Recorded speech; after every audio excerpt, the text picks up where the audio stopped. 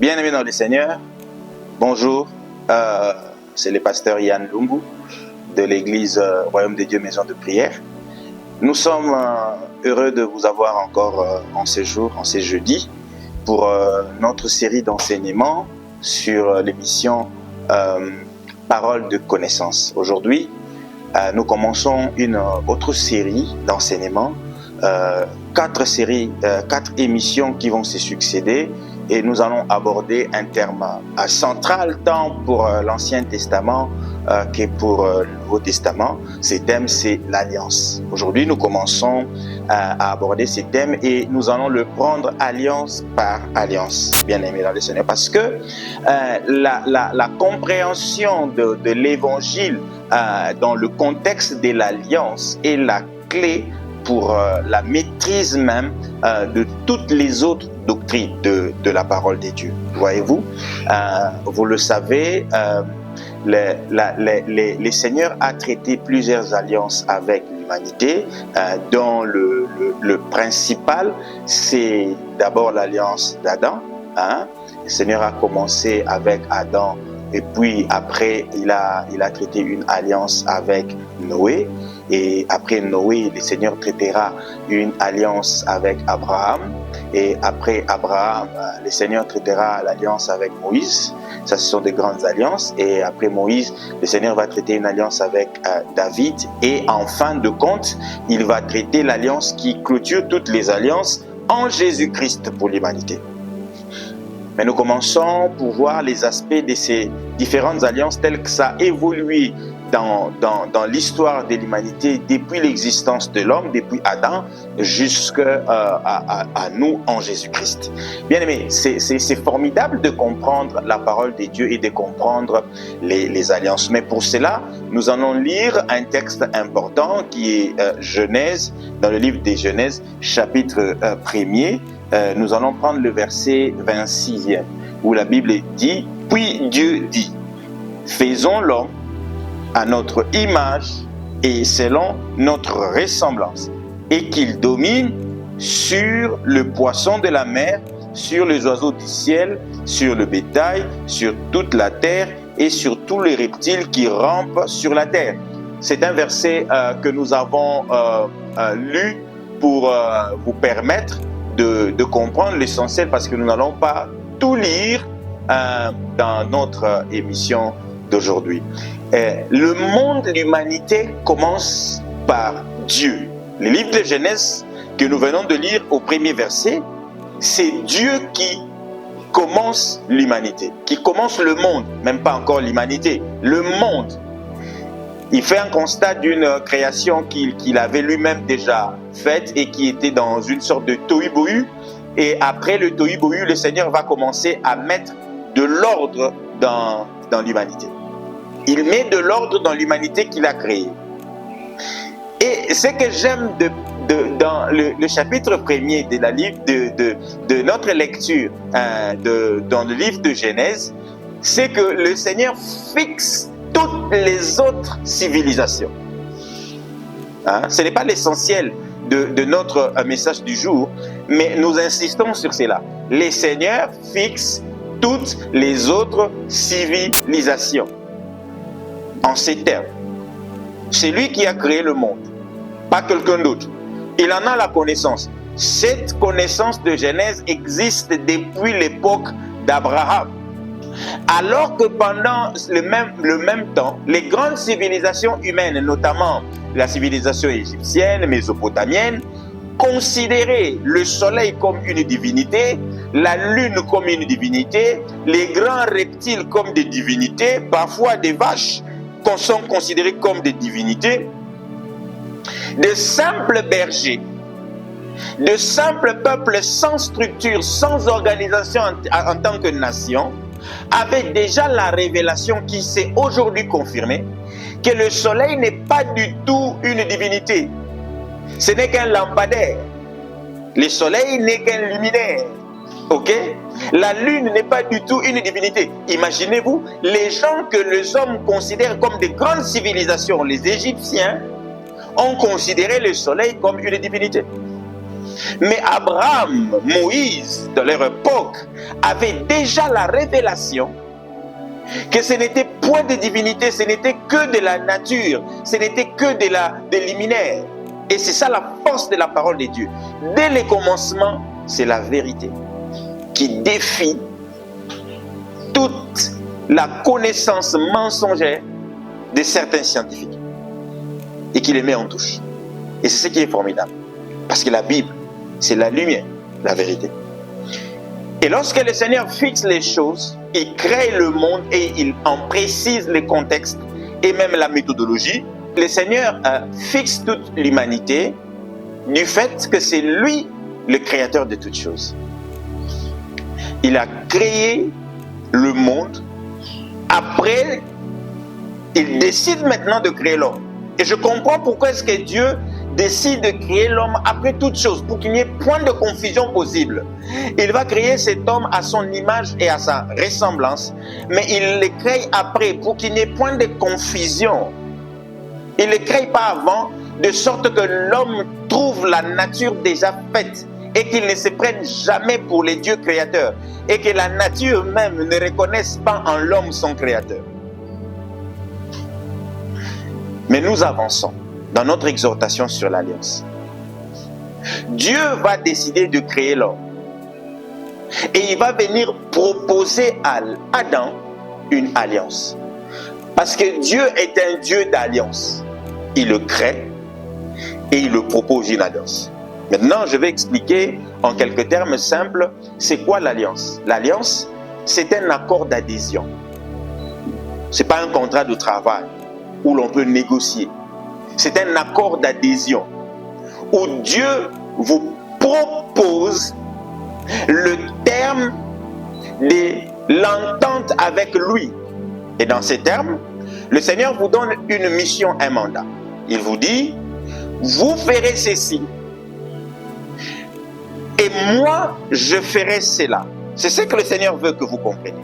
L'alliance, c'est un engagement d'adhésion avec Dieu dans son plan où il vous propose de faire un certain nombre de choses dans le cadre de son plan pour l'humanité et en fin de compte, lui aussi fera un certain nombre de choses. Mais vous avez la liberté de refuser ou pas d'accéder à cette alliance. Vous avez la liberté.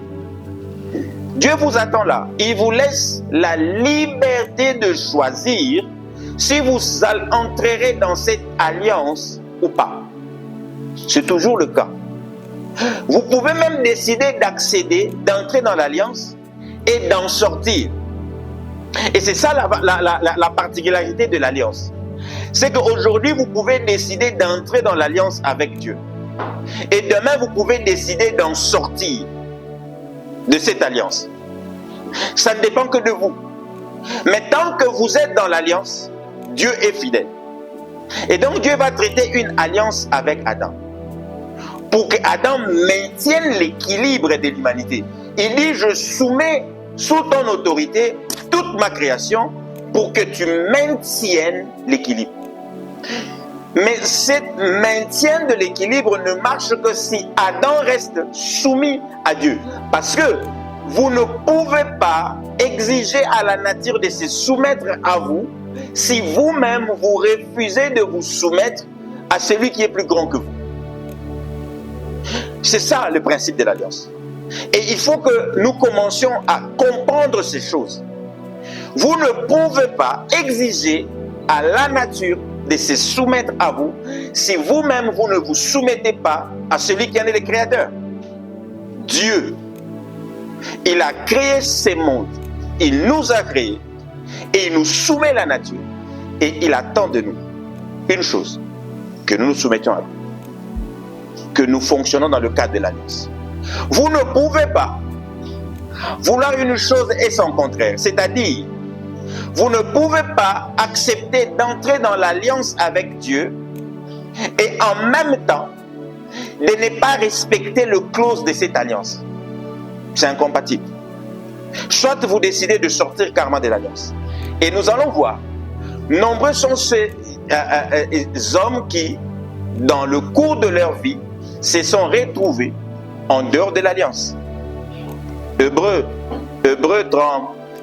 10, 37 en 38 en parle. Parce que l'auteur dit, nous ne sommes pas de ceux qui abandonnent pour se perdre. De ceux qui abandonnent la foi pour se perdre. Parce que le Seigneur a dit dans le verset précédent 37 qu'ils ont abandonné la foi et mon âme ne trouve plus plaisir en eux. Et ils se sont perdus. Il y en a qui sortent. Parce que l'alliance fonctionne avec la foi. Les dieux avec qui nous traitons dans le cadre de l'alliance est immatériel. Nous ne pouvons pas signer un contrat matériel avec lui. Et donc, il a besoin que nous ayons la foi. La foi, c'est cette capacité spirituelle d'entrer en contact avec Dieu, de connaître sa volonté, de l'écouter et d'exécuter sa volonté, de croire, de lui faire confiance. C'est ça la foi. Et Adam a accepté cette alliance. Il est entré en alliance avec Dieu. Et c'est alors que Dieu va prendre Adam en dehors. Parce que avant que Adam n'accepte d'accéder, de s'engager dans l'alliance, il n'était pas dans le jardin. Dieu va le prendre, puisqu'il a accepté l'alliance, il va le prendre de là où il a créé et il va le placer dans le jardin qui était le temple des dieux. Parce que dans le jardin d'Éden était le tabernacle, le tout premier tabernacle des dieux dans l'humanité. Et c'est depuis ce tabernacle-là que Adam devrait commencer à faire à la fois le service de prêtre pour Dieu et le service de roi pour la création. C'est là, au niveau du jardin. Lorsque vous traitez avec Dieu une alliance, vous entrez dans l'alliance des dieux, Dieu vous confie une mission et il vous revêt de la qualité spirituelle nécessaire pour accomplir cette mission. Et donc le Seigneur avait, depuis l'ancienne alliance jusqu'à aujourd'hui, il y en a qui sont revêtus comme de rois, il y en a qui sont établis comme de prêtres et d'autres qui sont établis comme de prophètes. C'est l'Ancien Testament qui avait ces trois dispensations. Et ça a évolué au niveau de la nouvelle alliance. L'alliance avec Dieu. Et donc, Dieu, il traite avec Adam dans le cadre de l'alliance pour toute l'humanité. Et Adam est établi comme le premier et le représentant de toute l'humanité dans l'accord entre l'humanité et Dieu. Mais nous verrons par la suite comment est-ce que Adam lui-même, le représentant de l'humanité, a trahi les dispositions de l'alliance, mais n'a pas renoncé à l'alliance. Le cas d'Adam est particulier en ce niveau. Parce que comme je vous ai dit, il y en a qui renoncent à l'alliance et il y en a qui trahissent les dispositions de l'alliance. C'est pourquoi je parle de ces messages aujourd'hui et je pose le fondement des alliances pour que nous comprenions bien, et dans le prochain numéro, ça sera plus facile d'avancer. Adam a trahi les dispositions de l'alliance, mais n'a pas renoncé à l'alliance. Et ce que je dis, et nous le verrons lorsque nous parlerons de Moïse, dans le cadre de l'alliance, lorsque nous parlerons de Moïse. Dans le 10 commandements, Dieu pose la première condition dans le 10 qui est tu n'auras aucun autre Dieu devant ma face. Cela veut dire tu ne renonceras pas à l'alliance que nous avons entre moi et toi. Parce que si tu renonces, les dispositions qui suivent ne servent plus à rien. Parce que les dispositions de l'alliance ont leur sens lorsque vous êtes dans l'alliance.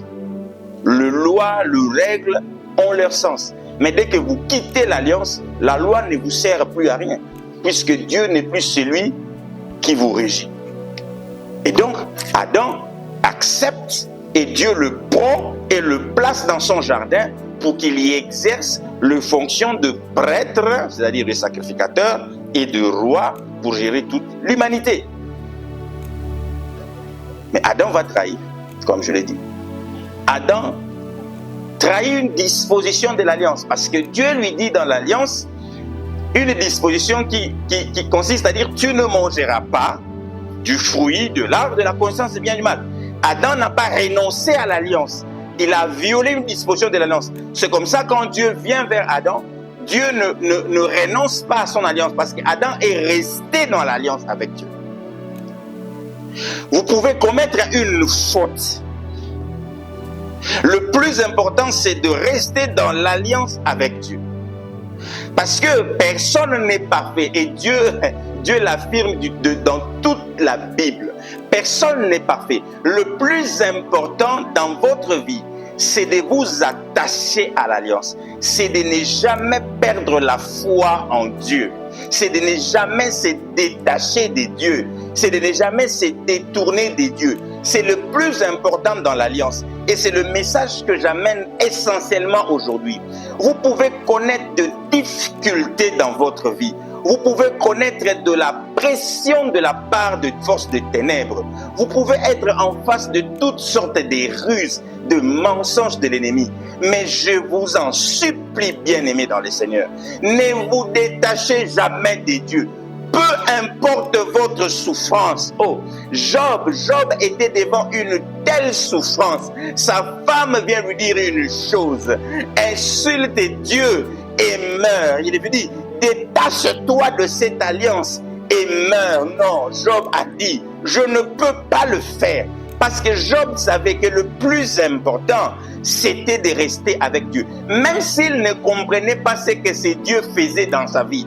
Même s'il ne comprenait pas l'action que Dieu avait amenée dans sa vie. Même si Job ne maîtrisait pas ce qui s'est passé. Mais au moins, il avait confiance en Dieu. Je suis venu dire à quelqu'un ce matin, même si ce qui se passe dans ta vie, tu n'arrives pas à comprendre, même si les circonstances que tu traverses te dépassent, tu poses des questions, tu n'as pas de réponse, ça te dépasse, les choses qui se passent dans votre famille, ça te dépasse, tu as prié, il n'y a aucune réponse. Je viens te dire, ne te détache pas de Dieu. C'est la réponse de la foi. Ne te détache pas de Dieu. Même si tout semble ne pas marcher, ne te détache pas de Dieu. Tu peux traverser des moments difficiles là où tu es. Adam a traversé des moments difficiles. Il était devant quelqu'un qui l'avait enroulé dans un mensonge. Mais lorsqu'il a violé la loi de Dieu, il est resté dans le jardin. Il est resté là, malgré sa condition dégradée. Mais il est resté là. Il avait perdu son revêtement, mais Adam est resté dans le jardin. Parce qu'il savait que Dieu ne le chercherait que dans le cadre de l'alliance. S'il sort de là, Dieu ne le chercherait pas. Il devrait rester là et que ce soit, s'il doit sortir pour aller quelque part, ça doit être conformément à la volonté de Dieu. Pas de son propre fait, pas de sa propre décision. Voyez-vous? C'est ça. C'est ça l'essentiel de l'alliance. Adam. Et Adam sort du cadre du jardin. Malheureusement, lorsque Adam sort du cadre du jardin, les générations qui ont suivi, étant éloignées du temple de Dieu, ces peuples commençaient à s'égarer. Le premier, son propre fils Caïn, il n'est plus en contact avec l'autel. Vous voyez les conséquences lorsque le responsable de la famille que vous êtes s'éloigne du temple, de l'autel de Dieu. Il se détache du centre de son alliance. Et c'est les enfants qui s'éloignent de Dieu.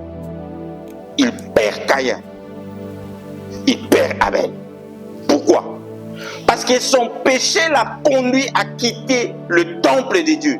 Il a perdu ses deux enfants à cause de ça. Si Adam était dans le jardin, il n'allait pas perdre Caïn. Il n'allait pas perdre Abel. C'est parce que son péché l'a conduit à sortir de ce cadre-là qu'il a perdu ses enfants. Vous êtes responsable de famille. Pensez à vos enfants lorsque vous posez des actes. Pensez à vos enfants. Pensez à votre postérité. Lorsque vous traitez des alliances avec les forces de ténèbres, pensez à eux. vous laissez de fardeaux incroyables aux générations à venir, des familles qui souffrent même pour de petites choses, des vies qui sont presque annihilées à cause de simples décisions que vous avez eu à prendre à un certain moment face à la pression de la vie, face à la tentation et la ruse de l'ennemi. Vous avez décidé, vous avez pris de graves décisions. Vous avez cru que c'était simple. Adam a cru que ce n'était qu'une pomme. Ce n'était pas si grave que ça. C'est comme ça que beaucoup de personnes pensent à chaque fois. C'est pas si grave que ça. Oui, sortir avec un homme marié, c'est pas si grave que ça, tout le monde le fait. Consulter un féticheur, c'est pas si grave que ça, tout le monde le fait. Tomber dans la fornication, l'adultère, c'est pas si grave que ça, tout le monde. Même les pasteurs banalisent des choses comme ça. Ils banalisent des choses comme ça. Et vous voyez les gens, ils violent. Parce que Adam dont je parle, ce n'est pas quelqu'un qui a renoncé à Dieu, mais il a violé une disposition de Dieu. Et ça l'a conduit à s'éloigner. À s'éloigner. Il s'est éloigné du tabernacle de Dieu. Il s'est éloigné totalement. Je vous en conjure. Je vous en conjure, bien-aimés dans le Seigneur. Je vous en supplie. Ne vous détachez pas du Seigneur. Soumettez-vous à Dieu. Ne serait-ce que pour vos enfants. Soumettez-vous à Dieu. Pour votre postérité. Soyez un homme qui a une vision au-delà de lui-même. Vivez votre vie sur terre au-delà de votre petite vie. Pensez aux générations à venir. Faites tout en fonction des générations à venir. Et vous serez un grand homme. Vos enfants parleront de vous. Aujourd'hui, nous parlons encore d'Abraham. Nous parlons encore d'Abraham parce qu'il a pensé à nous dans sa vie. Il a posé des actes pensant à nous. Nous parlons, nous célébrons et nous élevons Jésus parce que dans ses décisions, il a pensé à nous. Il n'a pas pensé à lui. Il n'a pas pensé à lui. Vous voyez? Et c'est ça le principe de l'alliance, bien-aimé. C'est ça le principe de l'alliance. Adam, il sort et il perd ses enfants. Et puis après, il commence à refaire des enfants. Il fait plusieurs enfants, dont 7. Il fait 7. Et après, il y a beaucoup de générations qui sont perdues. La lignée de Caïn totalement perdue et totalement éloignée de Dieu. Vous pouvez imaginer toute une génération qui vient du jardin parce que leur père sort du jardin, du temple de Dieu, mais toute cette génération n'a plus rien à voir avec Dieu à cause de la décision d'un seul homme. Toute cette génération est perdue. Toute cette génération est perdue. Il n'y a que la lignée de Seth qui arrive à rester attachée à Dieu et par quelques individus. Mais le gros de toute la descendance d'Adam, perdu. Et imaginez que l'humanité continue comme ça, avec ces taux de perdition aussi élevés. Parce que si vous comptez la descendance d'Adam, le seul qui ont été sauvés, c'est rien du tout. C'est rien du tout. C'est un seul homme qui est responsable de ça. C'est comme ça que le Seigneur a dit, je dois arrêter ça. Ça ne peut pas continuer comme ça. Je ne peux pas continuer à perdre autant d'humains. Je ne peux pas. Je ne peux pas. Le terme de l'alliance d'Adam ne pouvait plus continuer à porter leurs effets. Il fallait que Dieu intervienne pour modifier les éléments de cette alliance. Il devait intervenir pour modifier les éléments de cette alliance. Parce que le chaos était tel que l'humanité allait perdre toute la substance de sa création. C'est même pour vous. Quelles sont les décisions que vous prenez? Est-ce que lorsque vous décidez de votre vie aujourd'hui, vous pensez à vos enfants? Si vous ne pensez pas à votre avenir, vous ne pensez pas à votre épouse que vous aurez, vous ne pensez pas à votre mari, celui qui va vous épouser, vous ne pensez pas à votre enfant, vous menez votre vie comme si c'était un chiffon. Je condamne personne, mais j'interpelle pour que les gens comprennent que notre existence a un but. Dieu qui nous a envoyés sur terre nous attend dans le cadre de son alliance. Comme il a envoyé Adam, il a créé et puis il a attendu que Adam accepte le terme de son alliance pour qu'il les prenne de là où il était et qu'il les place dans le jardin. Lorsque vous saisissez la main de Dieu, l'alliance que Dieu propose à la création, lorsque vous saisissez cette main, Dieu vous prend de là où vous êtes. Il vous change de position. Il vous prend de là où vous êtes, là où il y a la terre et la boue. Il vous enlève de là et vous amène dans son tabernacle. Voulez-vous habiter le tabernacle de Dieu? Êtes-vous disposé à habiter dans le tabernacle de Dieu? Bien-aimés dans le Seigneur, je vous présente aujourd'hui l'occasion de venir à Jésus. Parce que c'est l'alliance dans laquelle nous sommes. Venez à Jésus. Jésus est disposé et il est capable de réparer toutes les conséquences de vos décisions. Il est capable de restaurer votre famille dans le chaos dans lequel vous vous retrouvez aujourd'hui. Jésus est capable de le faire, de changer l'histoire de votre vie. Jésus est capable de le faire. Il suffit de lui adresser une prière, de lui dire: Seigneur Jésus, vous pouvez le faire avec moi, de là où vous êtes. Je vous propose, comme Dieu a proposé à Adam, cette prière. Je vous propose cette prière. Dites-le avec moi. Seigneur Jésus, j'étais en dehors de ton alliance. Mais maintenant je sais qu'en dehors, c'est un danger pour ma vie et ma descendance. Je vais entrer dans ton alliance. L'alliance que tu as scellée avec l'humanité à la croix. Je suis disposé, Seigneur, à me soumettre à toi et à dépendre de toi, à être fortifié par toi, pour que tu me sauves, moi et ma maison.